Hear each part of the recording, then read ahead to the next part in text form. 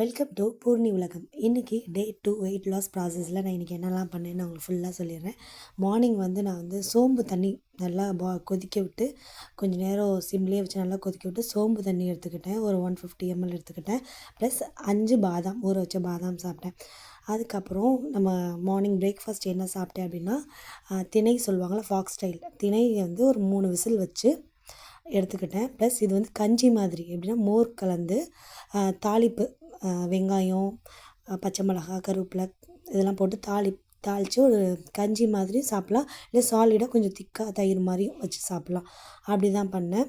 தொட்டுக்கிறதுக்கு mint chutney use பண்ணிக்கிட்டேன். இது 2 வச்சு தான் இன்றைக்கி பிரேக்ஃபாஸ்ட் முடிஞ்சுது. மதியம் 11:30, அதாவது மதியானத்துக்கு நடுவில் ஒரு 11:30 கிட்ட என்ன ஸ்நாக்ஸ் சாப்பிட்டேன்னா பப்பாயா தான் சாப்பிட்டேன்.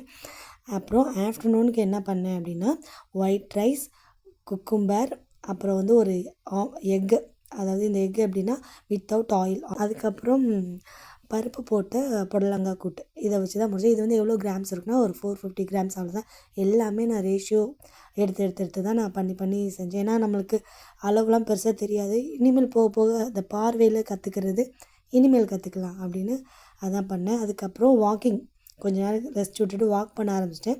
3 to 4 எங்களுக்கு டயட் அண்ட் நியூட்ரிஷன் மேம் வரேன்னு சொல்லியிருந்தாங்க. அதனால் அவங்க சொல்கிறதெல்லாம் லிசன் பண்ணிக்கிட்டு, அவங்கள்ட்ட நிறைய டவுட்ஸ்லாம் கேட்டு நிறைய பேர் கிளியர் பண்ணிகிட்டு இருந்தாங்க.